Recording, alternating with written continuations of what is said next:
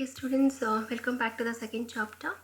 Second ಚಾಪ್ಟ್ರಲ್ಲಿ liberalism ಆದರ್ಶವಾದವನ್ನು ನಾವು ನೋಡೋಣ. ಆದರೆ ಇಸಮ್ ಅಂತ ಸೇರಿಸಿರೋದ್ರಿಂದ ನಾವಿಲ್ಲಿ ಇದೊಂದು ಸಿದ್ಧಾಂತವೂ ಹೌದು. ಈ ಸಿದ್ಧಾಂತ ಏನು ಹೇಳುತ್ತೆ, ಯಾವುದ್ರ ಬಗ್ಗೆ ಹೇಳುತ್ತೆ ಅನ್ನೋದನ್ನು ನಾವು ಇದರಲ್ಲಿ ತಿಳ್ಕೊಳ್ತಾ ಹೋಗೋಣ. And in this session we are going to learn about meaning, nature and features of the liberalism. Ism ಅಂತ ಹೇಳಿದ್ರೆ ಸಿದ್ಧಾಂತ ಅಂತ ಈಗಾಗಲೇ ನಾನು ಹೇಳಿದ್ದೀನಿ. As we come across number of isms are the ideologies series of ನೋಡ್ತಾ ಹೋಗ್ತೀವಿ.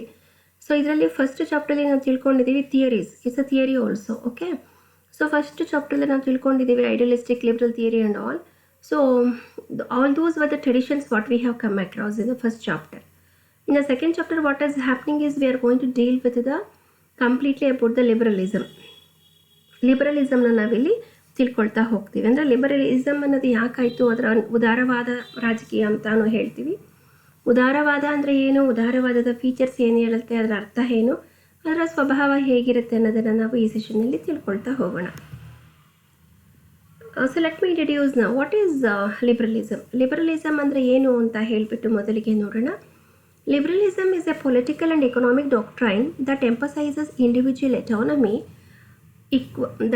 equality of the opportunity and the protection of the individual rights. So that is from primary to life, liberty and property, originally against the state and later against both the state and private economic actors including business.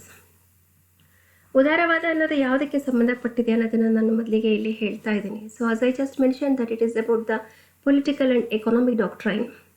ರಾಜಕೀಯವಾಗಿ ಮತ್ತು ಆರ್ಥಿಕವಾಗಿ ಇರತಕ್ಕಂಥ ಒಂದು ಡಾಕ್ಟ್ರೈನ ನಾವಿಲ್ಲಿ ಕಾಣ್ತೀವಿ. What it is emphasising on, ಯಾವುದಕ್ಕೆ ಇದು ಫೋಕಸ್ ಮಾಡ್ತಾ ಇದೆ.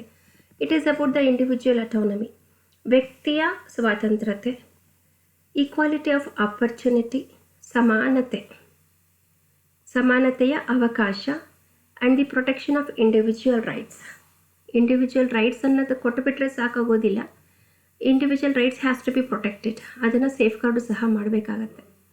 ಇಂಡಿವಿಜುವಲ್ ರೈಟ್ಸ್ ಅಂತ ಹೇಳಿದ್ರೆ ಯಾವ್ದ್ಯಾವುದು ಪ್ರಾಥಮಿಕವಾಗಿ ನಾವು ತೆಗೆದುಕೊಳ್ಬೇಕು ಅಂತ ಹೇಳಿದಾಗ ಜೀವನ, ಸ್ವಾತಂತ್ರ್ಯ ಮತ್ತು ಆಸ್ತಿ, ಇವಿಷ್ಟನ್ನು ಸಹ ನಾನು ಪ್ರೊಟೆಕ್ಟ್ ಮಾಡಬೇಕಾಗತ್ತೆ. Originally against the state and later against both the state and private economic factors. ಸಾಮಾನ್ಯವಾಗಿ ಇದು ಮೊದಲನೇದಾಗಿ ಇದು ರಾಜ್ಯಕ್ಕೆ ವಿರುದ್ಧವಾಗಿರುತ್ತೆ. ಅದರ ನಂತರ ಏನಾಗುತ್ತೆ ಅಂತ ಹೇಳಿದ್ರೆ against both the state and the private economic ಸೆಕ್ಟರ್ಸ್ನ ವಿರುದ್ಧವಾಗಿಯೂ ಸಹ ಇದು ನಡೆಯುತ್ತೆ, ಇನ್ಕ್ಲೂಡಿಂಗ್ ದ ಬಿಸ್ನೆಸ್. ಸೊ ಉದಾರವಾದ ಅನ್ನೋದು ಫೈನಲಿ ಏನಾಗ್ತಾಯಿದೆ ಇದರಲ್ಲಿ, the individual autonomy has to be protected or it has to be given, equality of the opportunity has to be given and the protection of the individual rights. Okay, individual rights has to be protected. So ಇದಿಷ್ಟನ್ನು ಮಾಡಬೇಕು ಅಂತ ಹೇಳಿದಾಗ original ಆಗಿ ನಾವೇನು ಮಾಡ್ತಾ ಹೋಗ್ತೀವಿ, ಇದು ರಾಜ್ಯದ ವಿರುದ್ಧವಾಗಿ ಅಂತ ಅವರು ಹೇಳ್ತಾ ಇದ್ದಾರೆ. The intellectual founders of liberalism. Who are the intellectual founders of this liberalism? They were the English philosopher John Locke. John Locke ಅವ್ರದ್ದು 1632-1704 ಸಹ ಅವ್ರನ್ನ ಕಾಣ್ತೀವಿ. Who developed a theory of political authority based on the natural individual rights and the consent of the governed, and the Scottish economist and a philosopher Adam Smith between 1723 to 90, and also who argued that societies prosper when individuals are free to pursue their self-interest within an economic system based on private ownership of the means of production and competitive markets controlled neither by the state nor by private monopolists. So ತುಂಬ ಚೆನ್ನಾಗಿ ಇಲ್ಲಿ ಹೇಳ್ತಾ ಇದ್ದಾರೆ. ಯಾರು intellectual, ಇದನ್ನು founders ಯಾರ್ಯಾರು ಅನ್ನೋದನ್ನು ನಾವಿಲ್ಲಿ ನೋಡಬೇಕಾಗತ್ತೆ. So who are the founders of this particular thing. The founders ಯಾರ್ಯಾರು ಅಂತ ಹೇಳಿದಾಗ ಮೊದಲನೇದಾಗಿ ನಾನು ಜಾನ್ ಲಾಕ್ ಅವ್ರನ್ನ ತಗೊಂಡ್ಬಿಟ್ಟಿದ್ದೀವಿ. ಸೊ ಜಾನ್ ಲಾಕ್ ಅವ್ರನ್ನ ತೆಗೆದುಕೊಂಡಾಗ ಅವರು ಹೇಗೆ ಹೇಳ್ತಾ ಹೋಗ್ತಾರೆ ಅನ್ನೋದನ್ನು ಸಹ ನೋಡಬೇಕಾಗತ್ತೆ. ಅವರ ಪಿರಿಯಡ್ ಬಂದುಬಿಟ್ಟು ಇಟ್ ಈಸ್ ಬಿಟ್ವೀನ್ 1632 ಇಂದ ಹಿಡಿದು 1703ವರೆಗೂ ಸಹ ನಾವು ಅವರನ್ನು ಕಾಣ್ತಾ ಹೋಗ್ತೀವಿ. So it is between 1603 and 1704. ತದನಂತರ ನಾವು ಕಾಣತಕ್ಕಂಥದ್ದು ಯಾರನ್ನು, ಆ್ಯಡಮ್ ಸ್ಮಿತ್ ಅವ್ರನ್ನ ಕಾಣ್ತೀವಿ. ಸೊ ಲಾಕ್ ಅವರು ಏನಂತ ಆರ್ಗ್ಯೂ ಮಾಡ್ತಿದ್ದಾರೆ ಅಂತ ಹೇಳಿದ್ರೆ, he developed the theory of the political authority. Political authority, ರಾಜಕಾರಣದ ಒಂದು ಪ್ರಾಧಿಕಾರ, ರಾಜಕೀಯದ ಪ್ರಾಧಿಕಾರ ಅನ್ನೋದು ಹೇಗಿರಬೇಕು ಅಂತ ಹೇಳಿಬಿಟ್ಟು ಅವರು ಅದನ್ನು ಒಂದು ಥಿಯರಿನ ಡೆವಲಪ್ ಮಾಡ್ತಾರೆ ಲಾಕ್ ಅವರು. ಸೊ ಯಾವುದರ ಬೇಸಿಸ್ ಮೇಲೆ ನಿಂತಿರುತ್ತೆ ಇದು ಅಂತ ಹೇಳಿದ್ರೆ ನ್ಯಾಚುರಲ್ ಇಂಡಿವಿಜುವಲ್ ರೈಟ್ಸ್ ಮೇಲೆ ನಿಂತಿರುತ್ತೆ. Natural individual rights is nothing but it is ನೈಸರ್ಗಿಕವಾಗಿರತಕ್ಕಂಥ ವ್ಯಕ್ತಿಯ ಹಕ್ಕುಗಳು. ಜೊತೆಗೆ consent of the that's consent of the governed also will be there. And the Scottish economist and the philosopher, ಇನ್ನೊಬ್ರು ಯಾರು ಅಂತ ಹೇಳಿದ್ರೆ ಆಡಮ್ ಸ್ಮಿತ್ ಅವ್ರನ್ನ ಹೇಳ್ತಾ ಇದ್ದೀವಿ. And he argued that societies prosper when individuals are free. Individuals ಯಾವಾಗ ಸಮಾಜ ಅನ್ನೋದು ಒಂದು ಬೆಳವಣಿಗೆ ಆಗುತ್ತೆ ಅಂತ ಹೇಳಿದ್ರೆ ಯಾವಾಗ ವ್ಯಕ್ತಿ ಆದವನು ತನ್ನ ಸಂಪೂರ್ಣವಾಗಿರತಕ್ಕಂಥ ಸ್ವಾತಂತ್ರ್ಯವನ್ನು ಸ್ವ ಇಚ್ಛೆಯ ಮೇಲೆ ಅವನು he is totally free to do whatever he likes. Okay. And also within the economic system, ಇಷ್ಟ ಬಂದಿದ್ದು ಮಾಡೋಂತಕ್ಕಂಥದ್ದು ಅಂತ ಹೇಳಿದ್ರೆ ಔಟ್ಸೈಡ್ ದಿ ಎಕಾನಾಮಿಕ್ ಸಿಸ್ಟಮ್ ಅಲ್ಲ. ಈ ಆರ್ಥಿಕತೆಯ ಒಂದು ಸಿಸ್ಟಮ್ ಅನ್ನೋದು ಏನಿರುತ್ತೆ, ವ್ಯವಸ್ಥೆ ಏನಿರುತ್ತೆ, ಅದರಿಂದ ಹೊರಗಡೆ ಹೋಗಿ ಮಾಡತಕ್ಕಂಥದ್ದಲ್ಲ, ಅದರ ಒಳಗಡೆನೇ ಇವರು ಮಾಡತಕ್ಕಂಥದ್ದು. ಸೊ ಯಾವುದರ ಬೇಸಿಸ್ ಮೇಲೆ ನಿಂತಿರುತ್ತೆ? Based on the private ownership of the means of production ಅನ್ನೋದು ಹೇಗಿರಬೇಕಾಗಿರುತ್ತೆ. And competitive markets controlled neither by the state nor by private monopolies. ಅದನ್ನು ಅವರು ಸ್ಟೇಟ್ ಆಗಿರ್ಬೋದು ಅಥವಾ ಪ್ರೈವೇಟ್ ಮೊನೋಪೊಲೀಸ್ ಆಗಿರಬಹುದು, ಅದರಿಂದ ಅವ್ರು ಏನಾಗಿರಬೇಕು, ಹೊರಗಡೆ ಅಂತ ಉಳಿದಿರಬೇಕಾಗತ್ತೆ. So this is about the founders who are the advocates are the founders of the liberalism. ಇಬ್ಬರ ಹೆಸರನ್ನ ಹೇಳ್ಕೊಂಡಿದ್ದೀನಿ, ಮತ್ತು ಇನ್ನೂ ಒಂದು ಸ್ವಲ್ಪ ನಾನು ನಿಮಗೆ ಮುಂದೆ ಹೇಳ್ತೇನೆ. ಮೀನಿಂಗ್, ಇದರ ಅರ್ಥ ಏನು? Liberalism it's a political doctrine that takes protecting and enhancing the freedom of the individual to be the central problem of politics. So ಇದು ಕೇಂದ್ರ ಸಮಸ್ಯೆಯಾಗಿಯೇ ಇದೆ. ಯಾವುದು? ಉದಾರವಾದದಲ್ಲಿ ನಾವು ಇವರು ಏನು ಹೇಳ್ತಾರೆ, ಸ್ವಾತಂತ್ರ್ಯವನ್ನು ರಕ್ಷಿಸತಕ್ಕಂಥದ್ದು ಮತ್ತು ಹೆಚ್ಚಿಸುವ ರಾಜಕೀಯ ಸಿದ್ಧಾಂತ ಅನ್ನತಕ್ಕಂಥದ್ದು ವೈಯಕ್ತಿಕ ರಾಜಕೀಯದ ಒಂದು ಕೇಂದ್ರ ಸಮಸ್ಯೆಯಾಗಿದೆ. ಹಾಗಾಗಿ ಉದಾರವಾದಿಗಳು ಏನು ಮಾಡಬೇಕು, ಸಾಮಾನ್ಯವಾಗಿ ಇತರರಿಂದ ಹಾನಿಯಾಗದಂತೆ ವ್ಯಕ್ತಿಗಳನ್ನು ರಕ್ಷಿಸಬೇಕು ಅಂತ ಹೇಳಿದಾಗ ಸರ್ಕಾರ ಅಗತ್ಯ ಅಂತ ನಂಬ್ತಾರೆ. ಆದರೆ ಸರ್ಕಾರ ಸ್ವಾತಂತ್ರ್ಯಕ್ಕೆ ಅಪಾಯವನ್ನು ಉಂಟು ಮಾಡುತ್ತೆ ಅಂತಲೂ ಹೇಳಿ ಇವರು ಗುರುತಿಸ್ತಾ ಹೋಗ್ತಾರೆ. Liberals typically believe that the government is necessary to protect the individual from being harmed by others, but they also recognize that government itself can pose a threat to the liberty. ಸರ್ಕಾರದ ಪಾತ್ರ ಎಷ್ಟು ಅಗತ್ಯ ಇದೆ ಅಂತ ಇವರು ಅಂದ್ಕೊಳ್ತಾ ಇದ್ದಾರೆ ಉದಾರವಾದಿಗಳು. ಅವರು ಸರ್ಕಾರದ ಅವಶ್ಯಕತೆ ಇದೆ ಅಂತ ಹೇಳ್ತಿದ್ದಾರೆ, ಜೊತೆಗೆ ಮತ್ತೊಂದನ್ನು ಹೇಳ್ತಾರೆ, ಸರ್ಕಾರದಿಂದನೇ ಯಾವುದಾದ್ರೂ ತೊಂದರೆ ಆದರೆ ಏನು ಮಾಡಬೇಕು ಅಂತ. So the problem is compounded when one as weather this is all the government can should do on behalf of individual freedom. So ಇಲ್ಲಿ ಏನಾಗ್ತಿದೆ ಅಂತ ಹೇಳಿದ್ರೆ, ಬಹಳ ವ್ಯಕ್ತಿಗಳನ್ನು ರಕ್ಷಿಸಬೇಕು ಅಂತ ಹೇಳಿದಾಗ ಸರ್ಕಾರ ಅಗತ್ಯ ಅಂತೆಲ್ಲ ಹೇಳ್ತಾ ಹೋಗ್ತಾರೆ. ಇವರು they are saying that how to protect all the people.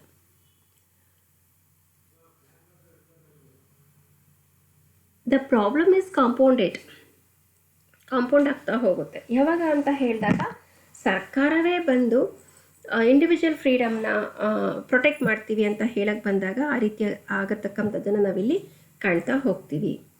Some liberals, they so called neo classical liberals or libertarians answer that it is. Since the late 19th century, however, most liberals have insisted that the powers of the government can promote as well as protect the freedom of the individual. So ಇಲ್ಲಿ ಏನು ಮತ್ತೊಂದು ಅವರು ಹೇಳ್ತಿರ್ತಾರೆ, ವೈಯಕ್ತಿಕ ಸ್ವಾತಂತ್ರ್ಯವನ್ನು ರಕ್ಷಿಸಬೇಕು ಅಂತ ಹೇಳಿದಾಗ ಅಗತ್ಯವಾಗಿರತಕ್ಕಂಥ ಶಕ್ತಿಯನ್ನು ಸರ್ಕಾರಕ್ಕೆ ನೀಡುವ ವ್ಯವಸ್ಥೆಯನ್ನು ರೂಪಿಸೋದು ಒಂದು ದೊಡ್ಡ ಸಮಸ್ಯೆ ಆಗಿರುತ್ತೆ. ಆದರೆ ಆ ಅಧಿಕಾರವನ್ನು ದುರುಪಯೋಗಪಡಿಸಿಕೊಳ್ಳದಂತೆ ಆಡಳಿತ ನಡೆಸುವವರನ್ನು ಸಹ ಇದು ತಡಿತಾ ಇರುತ್ತೆ. ಸೊ ಸರ್ಕಾರ ಅನ್ನತಕ್ಕಂಥದ್ದು ಏನಾಗ್ತಿದೆ ಇಲ್ಲಿ ಅಂತ ಹೇಳಿದ್ರೆ ಅಗತ್ಯವಾಗಿರಬೇಕಾಗಿರತಕ್ಕಂಥದ್ದು ನಮಗೆ. ಅಂದರೆ some liberals, they so called neo class ಅವರೆಲ್ಲ ಏನು ಹೇಳ್ತಿದ್ದಾರೆ ಅಂತ ಹೇಳಿದಾಗ, libertarians they just wanted the individual freedom. If the government comes and tries to protect the individual ಫ್ರೀಡಮ್ನ ಪ್ರೊಟೆಕ್ಟ್ ಮಾಡುತ್ತೆ ಅಂತ ಹೇಳಿದಾಗ ಸರ್ಕಾರ ಅಲ್ಲಿ ಏನೂ ಸಮಸ್ಯೆ ಅನ್ನೋದು ಆಗೋದೇ ಇಲ್ಲ. ಆದರೆ ಮತ್ತೆ ಏನು ಸಮಸ್ಯೆಗಳನ್ನು ನಾವಿಲ್ಲಿ ಕಾಣ್ತಾ ಹೋಗ್ತೀವಿ ಅಂತ ಹೇಳಿದಾಗ, the powers of the government can promote as well as protect the freedom of the individual. There is no doubt in that. They are going to protect, the government is going to protect the individual freedom. But what is going to happen? We come across there are two important types of the liberalism. ಮೊದಲನೇದಾಗಿ ನಾನು ತೆಗೆದುಕೊಳ್ಬೇಕು ಅಂತ ಹೇಳಿದಾಗ ಮತ್ತೊಂದು definition, we come across about the classical liberalism and the modern liberalism. Those things I will take up in the next sessions. But here, while defining the term liberalism, I would like to say here, according to modern liberalism, the chief task of government is to remove obstacles. ಇದರದ ಮುಖ್ಯವಾಗಿರತಕ್ಕಂಥ ಒಂದು ಕೆಲಸ ಏನು ಅಂತ ಹೇಳಿದ್ರೆ, task ಏನು ಅಂತ ಹೇಳಿದ್ರೆ, ಇರತಕ್ಕಂಥ ಎಲ್ಲ ಅಡೆತಡೆಗಳನ್ನು, ಆಬ್ಸ್ಟಿಕಲ್ಸ್ನ ತೆಗೆದು ಹಾಕಬೇಕು. So obstacles that prevent individuals from living freely or from fully realizing their potential. Such obstacles, ಯಾವ್ದು ಅಂತ ಹೇಳಿದಾಗ, poverty, disease, discrimination and ignorance. ಯಾವುದಾಗುತ್ತೆ? ಪಾವರ್ಟಿ, ಬಡತನ, ಮತ್ತು ಜೊತೆಗೆ ನಾವು ಇನ್ನೇನನ್ನು ಹೇಳ್ತಾ ಇದ್ದೀವಿ, ಡಿಸೀಸ್, ಯಾವುದೇ ರೀತಿಯ ಒಂದು ಕಾಯಿಲೆ ಇರಬಹುದು ಅಥವಾ ಯಾವುದೇ ರೀತಿಯ ತಾರತಮ್ಯ ಇರಬಹುದು, ಉದಾಸೀನ ಮಾಡತಕ್ಕಂಥದ್ದನ್ನು ತೆಗೆದು ಹಾಕಿದ್ರೆ ಏನಾಗುತ್ತೆ, ಅವರು ಇಂಡಿವಿಜುವಲ್ಸು ಫ್ರೀಯಾಗಿರತಕ್ಕಂಥ ಒಂದು ಇಂಡಿವಿಜುವಲ್ ಫ್ರೀಡಮ್ನ ಅವರು ಎಂಜಾಯ್ ಮಾಡ್ಬೋದು. ಸೊ ಯಾರು ತೆಗೆದು ಹಾಕಬೇಕು ಈ ಎಲ್ಲ ಇರತಕ್ಕಂಥ ಸಮಸ್ಯೆಗಳನ್ನು, ಆಬ್ಸ್ಟಿಕಲ್ಸ್ನ, ತೊಡಕುಗಳನ್ನು ಅಂತ ಹೇಳಿದಾಗ, it is the task of the government. It is not the task of the individual, but it is the task of the government. They should prevent individuals from living freely and from fully realizing their potential. So this is about the first point. The disagreement among liberals over whether government should promote individual freedom rather than merely protect it is reflected to some extent in the different prevailing conceptions of liberalism in the United States and the Europe since in the 20th century. ವೈಯಕ್ತಿಕ ಸ್ವಾತಂತ್ರ್ಯ ಪರವಾಗಿ ಮಾಡಬೇಕು ಅಂತ ಅಂದರೆ, ಸಮಸ್ಯೆಗಳನ್ನೆಲ್ಲ ಇವರು ಜಟಿಲಗೊಂಡ ಅಥವಾ ಸರ್ಕಾರಿ ವೈಯಕ್ತಿಕ ಸ್ವಾತಂತ್ರ್ಯ ಪರವಾಗಿ ಮಾಡಬೇಕು ಅಂತ ಹೇಳ್ತಾರೆ. ಹೆಚ್ಚಿನ ಉದಾರವಾದಿಗಳು ಸರ್ಕಾರದ ಅಧಿಕಾರಿಗಳು ವ್ಯಕ್ತಿಯ ಸ್ವಾತಂತ್ರ್ಯವನ್ನು ರಕ್ಷಿಸುವುದರ ಜೊತೆಗೆ ಉತ್ತೇಜಿಸಬಹುದು ಅಂತಲೂ ಸಹ ಹೇಳ್ತಾರೆ. ಆಧುನಿಕ ಉದಾರವಾದದ ಪ್ರಕಾರ ಇವರು ಏನೇನು ಹೇಳ್ತಿದ್ದಾರೆ ಅಂತ ಹೇಳಿದ್ರೆ, ವ್ಯಕ್ತಿಗಳು ಮುಕ್ತವಾಗಿ ಬದುಕುವುದನ್ನು ತಡೆಯುವ ಅಡೆತಡೆಗಳನ್ನು ತೆಗೆದು ಹಾಕಬೇಕಾಗತ್ತೆ. So these are the obstacles what I just mentioned. Okay, ತೆಗೆದು ಹಾಕಬೇಕಾಗತ್ತೆ. ಅಥವಾ ಅವರ ಸಾಮರ್ಥ್ಯವನ್ನು ಸಂಪೂರ್ಣವಾಗಿ ಅರಿತುಕೊಳ್ಳೋದು ಸರ್ಕಾರದ ಮುಖ್ಯ ಕಾರ್ಯ ಆಗಿರುತ್ತೆ. ಅಂತಹ ಅಡೆತಡೆಗಳು ಯಾವುದ್ಯಾವುದು? ಬಡತನ, ರೋಗ, ತಾರತಮ್ಯಗಳನ್ನು ಅದು ಒಳಗೊಂಡಿರುತ್ತೆ. ಮತ್ತೊಂದು ಅಜ್ಞಾನ. ಕೇವಲ ಸ್ವಾತಂತ್ರ್ಯವನ್ನು ರಕ್ಷಿಸುವ ಬದಲು ಸರ್ಕಾರವು ವೈಯಕ್ತಿಕ ಸ್ವಾತಂತ್ರ್ಯವನ್ನು ಉತ್ತೇಜಿಸಬೇಕೇ ಅನ್ನತಕ್ಕಂಥ ಅದರ ಬಗ್ಗೆ ಉದಾರವಾದಿಗಳ ನಡುವೆ ಏನಾಗುತ್ತೆ ಅಂತ ಹೇಳಿದ್ರೆ, ಕೆಲವೊಂದು ಭಿನ್ನಾಭಿಪ್ರಾಯಗಳು ಮೂಡಿಬರುತ್ತೆ. ಅಂದರೆ 20ನೇ ಶತಮಾನದ ಉತ್ತರಾರ್ಧದಿಂದ ಯುನೈಟೆಡ್ ಸ್ಟೇಟ್ಸ್ ಮತ್ತು ಯುರೋಪಿನಲ್ಲಿ ಉದಾರವಾದದ ವಿಭಿನ್ನ ಪರಿಕಲ್ಪನೆಗಳಲ್ಲಿ ಸ್ವಲ್ಪ ಮಟ್ಟಿಗೆ ಇದು ಪ್ರತಿಫಲಿಸುತ್ತೆ. ಯುನೈಟೆಡ್ ಸ್ಟೇಟ್ಸ್ನಲ್ಲಿ ಸಹ ಲಿಬರಲಿಸಮ್ ಅನ್ನತಕ್ಕಂಥದ್ದು ಏನಾಗುತ್ತೆ, ಇದರಲ್ಲಿ ಉದಾರವಾದವು ಇದು ವೆಲ್ಫೇರ್ ಸ್ಟೇಟ್. ಓಕೆ, ಸೊ ಉದಾರವಾದ ಅನ್ನತಕ್ಕಂಥದ್ದು ಕಲ್ಯಾಣ ರಾಜ್ಯ ನೀತಿಗಳೊಂದಿಗೆ ಸಂಬಂಧವನ್ನು ಹೊಂದಿರುತ್ತೆ. ಫ್ರಾಂಕ್ಲಿನ್ ಡಿ ರೂಸ್ವೆಲ್ಟ್ ಇವ್ರನ್ನೂ ಸಹ ನಾವಿಲ್ಲಿ ಕಾಣ್ತಾ ಹೋಗ್ತೀವಿ. ಜೊತೆಗೆ whereas in Europe it is more commonly associated with the commitment to limited government and laissez-faire economic policies also. Okay, so ಇದರಲ್ಲಿ ನಾವೇನನ್ನು ಹೇಳ್ತಾ ಇದ್ದೀವಿ, ಯುರೋಪ್ನಲ್ಲಿ ಇದು ಸಾಮಾನ್ಯವಾಗಿ ಸೀಮಿತ ಸರ್ಕಾರ ಮತ್ತು ಲೈಸೆಸ್-ಫೇರ್ ಆರ್ಥಿಕ ನೀತಿಗಳಿಗೆ ಬದ್ಧತೆಯೊಂದಿಗೆ ಇದನ್ನು ನಾವಿಲ್ಲಿ ಕಾಣ್ತಾ ಹೋಗ್ತೀವಿ. So this is about the point. So I think I am able to clarify all your like ನಿಮಗೇನಾದರೂ ಅಲ್ಲಿ ವಡಿಸೆ ಸಮಸ್ಯೆಗಳು ಏನೂ ಇಲ್ಲ ಅಂತ ಅನ್ನಿಸ್ತಾ ಇದೆ. ಇಲ್ಲಿ ಉದಾರವಾದವನ್ನು ಅರ್ಥ ಮಾಡ್ಕೊಳ್ಳೋದಕ್ಕೆ ಉದಾರವಾದ ಅನ್ನೋದು ಯಾಕೆ ಬೇಕು ಅನ್ನೋದನ್ನು ಸಹ ನಾನು ನಿಮ್ಗೆ ಈಗಾಗಲೇ ತಿಳಿಸಿ ಕೊಟ್ಟಿದ್ದೀನಿ. ಸೊ ಇದೆಲ್ಲವನ್ನು ಸಹ ನೋಡಬೇಕು ಅಂತ ಹೇಳಿದಾಗ ಒಂದು ಕನ್ಕ್ಲೂಡ್ ಮಾಡ್ತಾ ಇದ್ದೀನಿ ಮೀನಿಂಗನ್ನು ನಿಮಗೆ. ವಾಟ್ ಈಸ್ ಲಿಬರಲಿಸಮ್ ಅಂತ ಕೇಳಿದಾಗ ಏನಾಗಬಹುದು ಅನ್ನತಕ್ಕಂಥದ್ದಕ್ಕೋಸ್ಕರ. ಸೊ ಲಿಬರಲಿಸಮ್ ಅನ್ನೋದು ಫೈನಲ್ ಆಗಿ ವೈಯಕ್ತಿಕ ಸ್ವಾತಂತ್ರ್ಯವನ್ನು ರಕ್ಷಿಸೋದಕ್ಕೆ ಅಗತ್ಯವಾಗಿರತಕ್ಕಂಥ ಶಕ್ತಿಯನ್ನು ಇವರು ರೂಪಿಸಬೇಕು ಅಂತ ನೋಡ್ತಾರೆ. ಸೊ ಈ ಅಗತ್ಯವಾಗಿರತಕ್ಕಂಥ ಶಕ್ತಿಯನ್ನು ಸರ್ಕಾರಕ್ಕೆ ನೀಡುವ ವ್ಯವಸ್ಥೆಯನ್ನು ಸಹ ರೂಪಿಸೋದು ಒಂದು ಸಮಸ್ಯೆನೇ ಆಗ್ತಾ ಹೋಗುತ್ತೆ. ಯಾವ ರೀತಿಯಲ್ಲಿ ನಾವು ಸರ್ಕಾರವನ್ನು ರೂಪಿಸಬೇಕು, ಸರ್ಕಾರಕ್ಕೆ ಯಾವ ರೀತಿಯ ಅಧಿಕಾರಗಳನ್ನು ಕೊಡಬೇಕು ಅನ್ನತಕ್ಕಂಥ ಸಮಸ್ಯೆ ಬಗ್ಗೆ ಇವರು ಹೇಳ್ತಾರೆ. ಅಧಿಕಾರವನ್ನು ದುರುಪಯೋಗ ಪಡಿಸ್ಕೊಳ್ಳದೇ ಇರೋ ರೀತಿಯಲ್ಲಿ ಆಡಳಿತ ನಡೆಸುವವರನ್ನು ಸಹ ಇದು ತಡೀತಾ ಹೋಗುತ್ತೆ. ಒಂದು ವೇಳೆ ಏನಾದರೂ ಸಮಸ್ಯೆಗಳನ್ನು ಪ್ರಾಬ್ಲಮ್ ಇಸ್ ಕಾಂಪೌಂಡೆಡ್ ಜಟಿಲಗೊಂಡ್ರೆ ಈತ ಅಥವಾ ಎಲ್ಲ ಸರ್ಕಾರಿ ವೈಯಕ್ತಿಕ ಸ್ವಾತಂತ್ರ್ಯ ಪರವಾಗಿ ಮಾಡಬೇಕು ಅಂತಲೂ ಸಹ ಇವರು ಹೇಳ್ತಾರೆ. ಕೆಲವು ಉದಾರವಾದಿಗಳು ನಿಯೋ ಕ್ಲಾಸಿಕಲ್ ಲಿಬ್ರಲ್ಸ್ ಅಂತಲೂ ಸಹ ನಾವು ಕರಿತಾ ಹೋಗ್ತೀವಿ, ಅಥವಾ ಸ್ವಾತಂತ್ರ್ಯವಾದಿಗಳು ಅಂತಲೂ ಸಹ ಉತ್ತರಿಸ್ತಾರೆ. 19ನೇ ಶತಮಾನದ ಉತ್ತರಾರ್ಧದಿಂದ ಹೆಚ್ಚಿನ ಉದಾರವಾದಿಗಳು ಸರ್ಕಾರದ ಅಧಿಕಾರಿಗಳು ವ್ಯಕ್ತಿಯ ಸ್ವಾತಂತ್ರ್ಯವನ್ನು ರಕ್ಷಿಸೋದ್ರ ಜೊತೆಗೆ ಉತ್ತೇಜಿಸಬಹುದು ಅಂತಲೂ ಸಹ ಒತ್ತಾಯವನ್ನು ಮಾಡ್ತಾರೆ.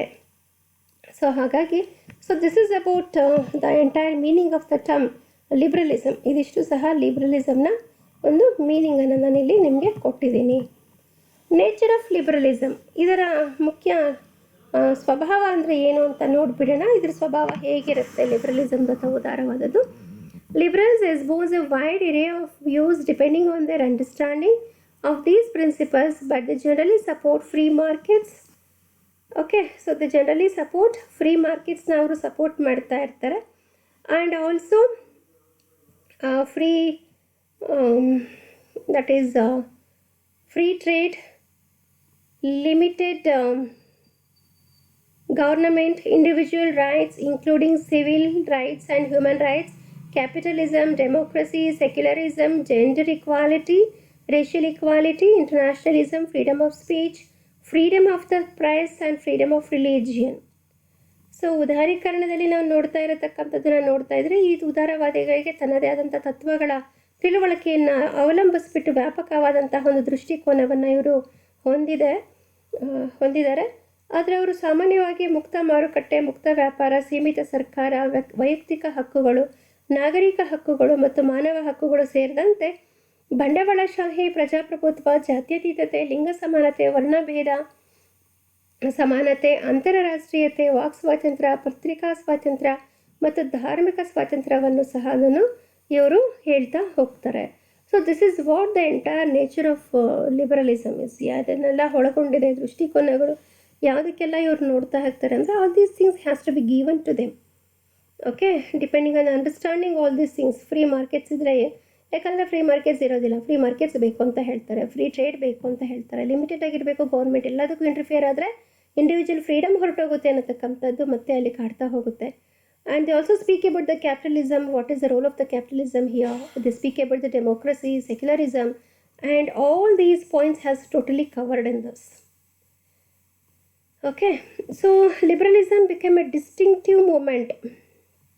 Liberalism has become a distinctive movement ಅಂತ ಆಗುತ್ತೆ. ಯಾಕೆ ಅಂದರೆ in the age of enlightenment, in the age of the enlightenment it is when it became popular among western philosophers and the economists. Liberalism sought to replace the norms of the hereditary privilege, state religion, absolute monarchy, the divine right of kings, and traditional conservatism with representative democracy and the rule of law. ಉದಾರೀಕರಣ ವಿಶಿಷ್ಟ ಯಾವಾಗುತ್ತೆ ಅಂತ ಹೇಳಿದ್ರೆ ಒಂದು ವಿಶಿಷ್ಟ ಚಳವಳಿ ಆಗುತ್ತೆ. ಜ್ಞಾನೋದಯದ ಯುಗ ಅಂತಲೂ ಸಹ ಇದನ್ನು ಕರೀತಾರೆ. ಇದು ಆದಾಗ ಪಶ್ಚಿಮ ತತ್ವಜ್ಞಾನಿಗಳು ಮತ್ತು ಅರ್ಥಶಾಸ್ತ್ರಜ್ಞರು ಉದಾರೀಕರಣವನ್ನು ಬದಲಾಯಿಸೋದಕ್ಕೆ ಪ್ರಯತ್ನವನ್ನು ಮಾಡ್ತಾರೆ. ರೂಢಿಗಳನ್ನು ಅವರು ಆನುವಂಶಿಕ ಸವಲತ್ತು, ರಾಷ್ಟ್ರೀಯ ಧರ್ಮ, ನಿರಂಕುಶ ಪ್ರಭುತ್ವದ ರಾಜರ ದೈವದತ್ತ ಮತ್ತು ಸಂಪ್ರದಾಯವಾದ ಜೊತೆ ಪ್ರತಿನಿಧಿ ಪ್ರಜಾಪ್ರಭುತ್ವದ ಮತ್ತು ಕಾನೂನಿನ ಲಿಬರಲ್ಸಲ್ಲಿ ಇದನ್ನು ತಗೊಬಂದು ನಿಲ್ಲಿಸುತ್ತೆ. ವಾಣಿಜ್ಯೋದ್ಯಮದ ಆರ್ಥಿಕ ನೀತಿಗಳು, ರಾಯಲ್ ಏಕಸ್ವಾಮ್ಯ ಮತ್ತು ಇತರ ವ್ಯಾಪಾರ ತಡೆಗಳನ್ನು ಸಹ ಬದಲಿಗೆ ಇವರು ಮುಕ್ತ ವ್ಯಾಪಾರ ಮತ್ತು ಮುಕ್ತ ಮಾರುಕಟ್ಟೆಯ ಪ್ರಚಾರ ಬೇಕು ಅಂತ ಹೇಳಿಬಿಟ್ಟು ಇವರು ಏನು ಮಾಡ್ತಾರೆ, ಅವರಿಗೆ they just wanted the free markets and the free publicity. Okay, so ಅದನ್ನು ನೋಡ್ತಾ ಹೋಗ್ತಾರೆ. ಸೊ ತತ್ವಜ್ಞಾನಿ ಜಾನ್ ಲಾಕ್ ಸಾಮಾನ್ಯವಾಗಿ ಪ್ರತ್ಯೇಕ ಸಂಪ್ರದಾಯವೆಂಬಂತೆ ಉದಾರೀಕರಣವನ್ನು ಸಂಸ್ಥಾಪಿಸಿದಂತಹ ಒಂದು ಕೀರ್ತಿ ಅವರಿಗೆ ಸಲ್ಲುತ್ತೆ. ಸಾಮಾಜಿಕ ಒಪ್ಪಂದದ ಪ್ರತಿ ಮನುಷ್ಯನಿಗೆ ಸಹ ಇಲ್ಲಿ ಹೊಂದಿಸ್ತಾ ಹೋಗ್ತಾರೆ. ಜಾನ್ ಲಾಕ್ ಅವರು ಹೆಚ್ಚಾಗಿ ನೈಸರ್ಗಿಕ ಹಕ್ಕು ಅಂದರೆ natural rights, natural life and also he speaks about the liberty and also about the property also. So ಸರ್ಕಾರಗಳು ಇಲ್ಲಿ ಉಲ್ಲಂಘಿಸುವುದಿಲ್ಲ, ಯಾವ ಹಕ್ಕುಗಳನ್ನು ಉಲ್ಲಂಘಿಸುವುದಿಲ್ಲ ಅನ್ನತಕ್ಕಂಥದ್ದನ್ನು ಸಹ ಅವರು ಹೇಳ್ತಾ ಹೋಗ್ತಾರೆ. So this is about the nature of liberalism. What are the features we come across for this liberalism? ಯಾವ್ಯಾವ ಫೀಚರ್ಸನ್ನು ನಾವಿಲ್ಲಿ ನೋಡ್ತಾ ಹೋಗ್ತೀವಿ ಲಿಬರಲಿಸಮಲ್ಲಿ ಅನ್ನೋದನ್ನು ನೋಡ್ತಾ ಹೋಗೋಣ. Liberalism is derived from two related features. Okay, so what are these two important features we come across ಅಂತ ನೋಡಿದ್ರೆ features of Western culture. So what is a Western culture? The first is the West preoccupation with individuality as compared to the emphasis in other civilizations on status, caste and the tradition. Throughout much of history, the individual has been submerged in and subordinated to his clan, tribe, ethnic group or kingdom also. ಉದಾರವಾದವನ್ನು ಪಾಶ್ಚಾತ್ಯ ಸಂಸ್ಕೃತಿ ಎರಡು ಸಂಬಂಧಿತ ಲಕ್ಷಣಗಳಿಂದ ಪಡೆಯಲಾಗಿದೆ. ಮೊದಲನೆಯದ ಸ್ಥಾನಮಾನ, ಜಾತಿ ಮತ್ತು ಸಂಪ್ರದಾಯಕ್ಕೆ ಇತರ ನಾಗರಿಕತೆಗಳಿಗೆ ಒತ್ತು ನೀಡೋದಕ್ಕೆ ಹೋಲಿಸಿದ್ರೆ ಪಾಶ್ಚಿಮಾತ್ಯರು ಪ್ರತ್ಯೇಕತೆಯತ್ತ ಗಮನವನ್ನು ಹರಿಸ್ತಾರೆ. ಇತಿಹಾಸದುದ್ದಕ್ಕೂ ವ್ಯಕ್ತಿಯು ತನ್ನ ಕುಲ, ಬುಡಕಟ್ಟು, ಜನಾಂಗೀಯ ಗುಂಪು ಅಥವಾ ರಾಜ್ಯಕ್ಕೆ ಮುಳುಗಿ ಅಧೀನನಾಗ್ತಾ ಇರ್ತಾರೆ. ಉದಾರವಾದವು ಪಾಶ್ಚಿಮಾತ್ಯ ಸಮಾಜದಲ್ಲಿನ ಬೆಳವಣಿಗೆಗಳ ಪರಾಕಾಷ್ಠೆಯಾಗಿದ್ದು ಅದು ಮಾನವ ಪ್ರತ್ಯೇಕತೆಯ ಪ್ರಾಮುಖ್ಯತೆಯ ಪ್ರಜ್ಞೆಯನ್ನು ಉಂಟು ಮಾಡುತ್ತೆ. ಗುಂಪಿಗೆ ಸಂಪೂರ್ಣ ಅಧೀನತೆಯಿಂದ ವ್ಯಕ್ತಿಯ ವಿಮೋಚನೆ ಮತ್ತು ಕಸ್ಟಮ್ಸ್, ಕಾನೂನಿನ ಬಿಗಿಯಾದ ಹಿಡಿತವನ್ನು ಸಡಿಲಿಸೋದು ಮತ್ತು ಅಧಿಕಾರ. ಈ ವಿಷಯದಲ್ಲಿ ಉದಾರವಾದ ವ್ಯಕ್ತಿಯ ವಿಮೋಚನೆಗಾಗಿ ನಿಂತಿದೆ ಅಂತ ನಾವು ಹೇಳ್ತಾ ಹೋಗ್ತೀವಿ.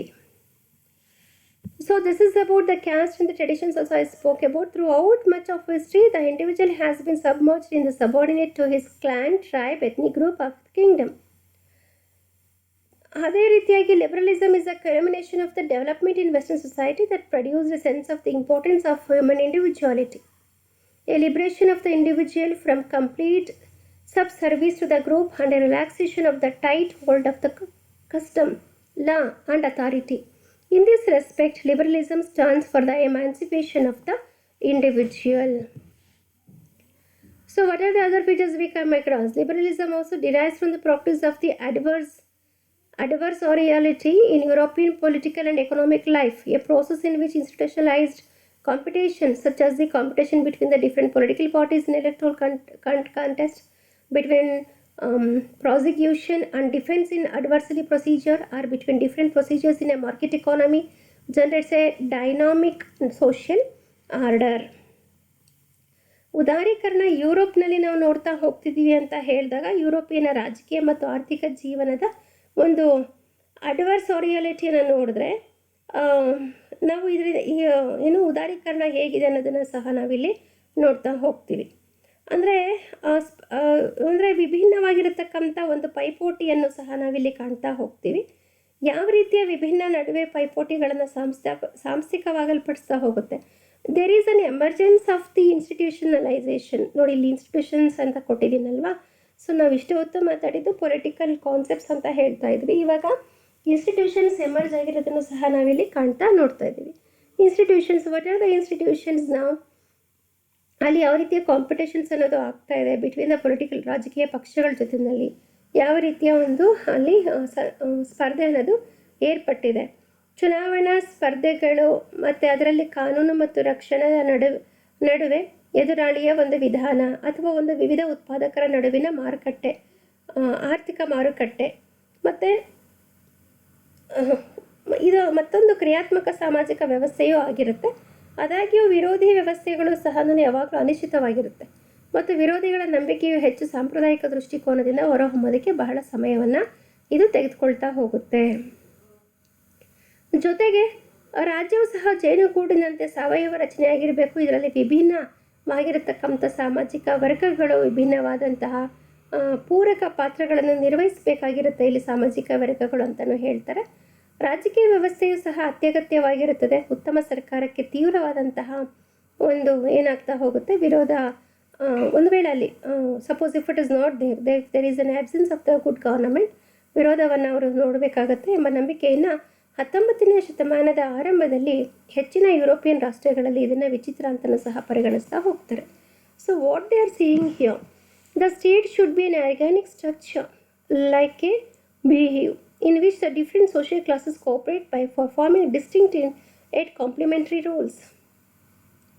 The belief that competition is an essential part of the political system and that good government requires a vigorous opposition was still considered strange in most European countries in the early 19th century. Underlying the liberal belief in the conviction that human beings are essentially rational creatures capable of settling their political disputes through dialogues and the compromise also. ಉದಾರವಾದದ ನಂಬಿಕೆಯನ್ನು ಇವರೇನು ಮಾಡ್ತಾ ಇರ್ತಾರೆ ಇದರಲ್ಲಿ ಇವರು ಮಾನವರ ಮೂಲಕ ತಮ್ಮ ರಾಜಕೀಯ ವಿವಾದವನ್ನು ಇತ್ಯರ್ಥ ಸಾಮರ್ಥ್ಯವನ್ನು ಸಹ ಮೂಲಭೂತವಾಗಿ ಭಾಗಲಬ್ಧ ಜೀವಿಗಳು ಅಂತ ಹೇಳಿಬಿಟ್ಟು ಇವರು ಸಂಭಾಷಣೆ ಮತ್ತು ರಾಜಿಯ ಮೂಲಕ ಇದನ್ನು ಬರಿತಾ ಹೋಗ್ತಾರೆ. Okay, so they are the rational creatures capable of setting their political disputes. This aspect of liberalism, ಈ ಆಸ್ಪೆಕ್ಟ್ ಏನಿದೆ 20ನೇ ಶತಮಾನದ ಒಂದು ಯುದ್ಧಗಳ ನಿರ್ಮೂಲನೆ ಇರ್ಬೋದು. ಅಂದರೆ the aspect of the liberalism became particularly prominent in the 20th century. 20ನೇ ಶತಮಾನದಲ್ಲಿ ತನ್ನದೇ ಆದಂತಹ ಒಂದು ಪ್ರಾಮುಖ್ಯತೆಯನ್ನು ಲಿಬರಲಿಸಮ್ ಪಡ್ಕೊಳ್ತಾ ಹೋಗುತ್ತೆ. ಯಾವ ರೀತಿಯಲ್ಲಿ ಅಂತ ಹೇಳಿದ್ರೆ, ಯುದ್ಧಗಳನ್ನು ತಡೆಗಟ್ಟೋದು ಇರಬಹುದು, ಯುದ್ಧಗಳ ನಿರ್ಮೂಲನೆ, ಲೀಗ್ ಆಫ್ ನೇಷನ್ಸ್ನ ಕ್ರಿಯೇಟ್ ಮಾಡೋದು, ಯುನೈಟೆಡ್ ನೇಷನ್ಸ್ನ ಕ್ರಿಯೇಟ್ ಮಾಡಿರತಕ್ಕಂಥದ್ದು, ಅದಕ್ಕೆ ಕೊಟ್ಟಿರತಕ್ಕಂಥ ಪ್ರಾಮಿನೆನ್ಸು, ಇಂಟರ್ನ್ಯಾಷನಲ್ ಕೋರ್ಟ್ ಆಫ್ ಜಸ್ಟಿಸು, ವಿಶ್ವ ನ್ಯಾಯಾಲಯದಂತಹ ಸಂಸ್ಥೆಗಳ ಮೂಲಕ ರಾಜ್ಯಗಳ ನಡುವೆ ಇರತಕ್ಕಂಥ ಭಿನ್ನಾಭಿಪ್ರಾಯಗಳನ್ನು ಪರಿಹರಿಸುವ ಉದ್ದೇಶದಿಂದ ಉದಾರವಾದ ಅನ್ನತಕ್ಕಂಥ ಈ ಅಂಶ ವಿಶೇಷವಾಗಿ ಪ್ರಮುಖ ಆಗ್ತಾ ಹೋಗುತ್ತೆ. Liberalism has a close but sometimes uneasy relationship with democracy. ಉದಾರವಾದ ನಿಕಟವಾದ ಆದರೆ ಕೆಲವೊಮ್ಮೆ ಅಹಿತಕರ ಸಂಬಂಧವನ್ನು ಸಹ ಇದು ಹೊಂದಿರುತ್ತೆ. ಪ್ರಜಾಪ್ರಭುತ್ವ ಸಿದ್ಧಾಂತದ ಕೇಂದ್ರದಲ್ಲಿ ಸರ್ಕಾರಗಳು ತಮ್ಮ ಅಧಿಕಾರವನ್ನು ಜನಪ್ರಿಯ ಚುನಾವಣೆಯಿಂದ ಪಡೆದುಕೊಳ್ಳುತ್ತೆ ಅನ್ನತಕ್ಕಂಥ ನಂಬಿಕೆಯೂ ಇದೆ. ಮತ್ತೊಂದೆಡೆಗೆ ನಾವು ಕಾಣ್ತೀವಿ, ಉದಾರವಾದ ಮುಖ್ಯವಾಗಿ ಸರ್ಕಾರದ ಚಟುವಟಿಕೆ ವ್ಯಾಪ್ತಿಗೆ ಸಂಬಂಧವನ್ನು ಪಟ್ಟಿರುತ್ತೆ. ಉದಾರವಾದಿಗಳು ಆಗಾಗ್ಗೆ ಪ್ರಜಾಪ್ರಭುತ್ವದ ಬಗ್ಗೆ ಜಾಗರೂಕರಾಗಿರ್ತಾರೆ. ಯಾಕೆ ಅಂತ ಹೇಳಿದ್ರೆ ಅದು ಬಹುಸಂಖ್ಯಾತರಿಂದ ದಬ್ಬಾಳಿಕೆಯನ್ನು ಸಹ ಅದನ್ನು ಉಂಟು ಮಾಡಬಹುದು ಅನ್ನತಕ್ಕಂಥ ಒಂದು ಭಯ ಇರುತ್ತೆ. ಜನಪ್ರಿಯವಿಲ್ಲದ ಅಲ್ಪಸಂಖ್ಯಾತರ ನಂತರ ಪ್ರಜಾಪ್ರಭುತ್ವ ಏನಾಗುತ್ತೆ, ಬಹುಸಂಖ್ಯಾತರನ್ನು ಮತ್ತು ಉದಾರವಾದವನ್ನು ನೋಡಿಕೊಳ್ಳುತ್ತೆ ಅಂತ ಇಲ್ಲಿ ಮತ್ತೊಬ್ಬರು ಹೇಳ್ತಾ ಹೋಗ್ತಾರೆ. So like other political doctrines, liberalism is highly sensitive to time on circumstance. Each country's liberalism is different and it changes in each generation. ಇತರೆ ರಾಜಕೀಯ ಸಿದ್ಧಾಂತಗಳಂತೆ ಉದಾರವಾದ ಸಮಯ ಮತ್ತು ಸಂದರ್ಭಗಳಿಗೆ ಹೆಚ್ಚು ಸೂಕ್ಷ್ಮವಾಗಿರುತ್ತೆ. ಪ್ರತಿಯೊಂದು ದೇಶದ ಉದಾರವಾದ ಸಹ ವಿಭಿನ್ನವಾಗಿರುತ್ತೆ ಮತ್ತು ಅದು ಪ್ರತಿ ಪೀಳಿಗೆಯಲ್ಲೂ ಸಹ ಬದಲಾಗ್ತಾನೆ ಇರುತ್ತೆ. ಇತ್ತೀಚಿನ ಶತಮಾನಗಳಲ್ಲಿ ಉದಾರವಾದದ ಐತಿಹಾಸಿಕ ಬೆಳವಣಿಗೆಯು ರಾಜ್ಯದ ಅಧಿಕಾರವನ್ನು ದುರುಪಯೋಗಪಡಿಸಿಕೊಳ್ಳುವ ಪ್ರವೃತ್ತಿಯಿಂದ, ಆರ್ಥಿಕ ಸ್ಪರ್ಧೆಯಿಂದ ಉಂಟಾದ ಸಂಸತ್ತಿನ ವಿತರಣೆಯಲ್ಲಿ ಗ್ರಹಿಸಿದ ಅಸಮಾನತೆಗಳನ್ನು ಸರಿಪಡಿಸೋದಕ್ಕೋಸ್ಕರ ಸರ್ಕಾರದ ಅಧಿಕಾರವನ್ನು ಬಳಸತಕ್ಕಂಥ ಇಚ್ಛಾಶಕ್ತಿಯಿಂದ ಇದು ಒಂದು ಚಳುವಳಿ ಅಂತಲೂ ಸಹ ನಾವು ಹೇಳ್ಬೋದು. ಕೆಲವು ಜನರಿಗೆ ಸಮಾನ ಅವಕಾಶವನ್ನು ಕಸಿದುಕೊಳ್ಳತಕ್ಕಂಥ ಅನುಮಾನಗಳು ಸಹ ಮುಕ್ತವಾಗಿ ಬದುಕಬೇಕು, so that they can live very freely ಅಂತ. Equal opportunity has to be given here. 20ನೇ ಶತಮಾನದಲ್ಲಿ ನಾವು ನೋಡ್ತಾ ಹೋಗ್ತಾ ಇದ್ದೀವಿ ಅಂತ ಹೇಳಿದಾಗ ಇಲ್ಲೇನಾಗುತ್ತೆ, 19ನೇ ಶತಮಾನದಲ್ಲಿ ಉದಾರವಾದಿಗಳು ಸಾಮಾನ್ಯವಾಗಿ ವ್ಯವಹಾರದ ಒಂದು ಪಕ್ಷ ಮತ್ತು ಉದ್ಯಮಶೀಲ ಮಧ್ಯಮ ವರ್ಗವನ್ನು ರಚಿಸ್ತಾ ಹೋಗ್ತಾರೆ. 20ನೇ ಶತಮಾನದಲ್ಲಿ ಬಹುಪಾಲು ಅವರು ಕಾರ್ಮಿಕರಿಗೆ ಮತ್ತು ಗ್ರಾಹಕರಿಗೆ ಹೆಚ್ಚಿನ ಅವಕಾಶವನ್ನು ಒದಗಿಸುವ ಸಲುವಾಗಿ ವ್ಯವಹಾರಗಳನ್ನು ನಿರ್ಬಂಧಿಸೋದಕ್ಕೆ ಮತ್ತು ನಿಯಂತ್ರಿಸೋದಕ್ಕೆ ಕೆಲಸವನ್ನು ಹೆಚ್ಚಿಗೆ ಮಾಡ್ತಾ ಹೋಗ್ತಾರೆ. ಈ ಸಂದರ್ಭದಲ್ಲೂ ಸಹ ಉದಾರವಾದಿಗಳ ಸ್ಫೂರ್ತಿ ಒಂದೇ ಆಗಿರುತ್ತೆ. ವ್ಯಕ್ತಿಯ ಸ್ವಾತಂತ್ರ್ಯಕ್ಕೆ ಧಕ್ಕೆ ತರುವ ಮತ್ತು ಅವನ ಪೂರ್ಣ ಸಾಮರ್ಥ್ಯವನ್ನು ಅರಿತುಕೊಳ್ಳುವುದನ್ನು ತಡೆಯುವ ಅಧಿಕಾರದ ಸಾಂದ್ರತೆಯ ವಿರುದ್ಧದ ದ್ವೇಷ, ಜೊತೆಗೆ ಸಾಮಾಜಿಕ ಸಂಸ್ಥೆಗಳನ್ನು ಮರುಪರಿಶೀಲಿಸುವ ಮತ್ತು ಸುಧಾರಿಸುವ ಇಚ್ಛೆಯೊಂದಿಗೆ ಹೊಸ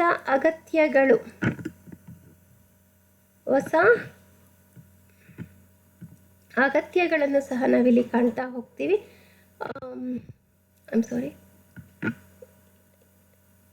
ಸೊ ಈ ಇಚ್ಛೆಗಳು ನಿವಾರಣೆಯಿಂದ ಮೃದುವಾಗಿರುತ್ತದೆ. ಹಠಾತ್ ದುರಂತ ಬದಲಾವಣೆಗೆ ಇದು ಉದಾರವಾದಿಯನ್ನು ಆಮೂಲಾಗ್ರದಿಂದನೂ ಸಹ ದೂರ ಇರಿಸುತ್ತೆ.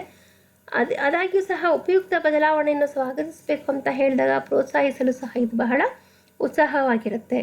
ಉದಾರವಾದಿಯನ್ನು ಸಂಪ್ರದಾಯವಾದಿಯಿಂದ ಪ್ರತ್ಯೇಕ ಮಾಡ್ತಾ ಇರುತ್ತೆ. ಬದಲಾವಣೆಯು ಸಹ ಲಾಭದಂತೆಯೇ ನಷ್ಟಕ್ಕೂ ಸಹ ಕಾರಣ ಆಗ್ತಾ ಹೋಗುತ್ತೆ. This is what the say here. So the expansion of the governmental power and the responsibility sought by the liberals in the 20th century was clearly opposed to the contraction of the government advocated by liberals a century later. 19th century they have focused only about the part of the business and the other entrepreneurial middle classes. But in 20th century what is happening? They try to monitor those things which is restricting and regulating the business, so that the much and more opportunities has to be given for the people, even for the laborers and also for the consumers. So this is what I was saying. The expansion of the governmental power and responsibilities sought by liberals in the 20th century was clearly opposed to the contraction of government advocated by liberals a century earlier. In the 19th century, liberals generally formed the party of business and the entrepreneurial middle class.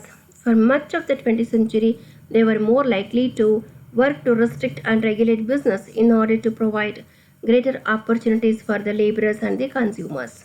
So this is about the features and also about the meaning, nature and the characteristic features of the liberalism.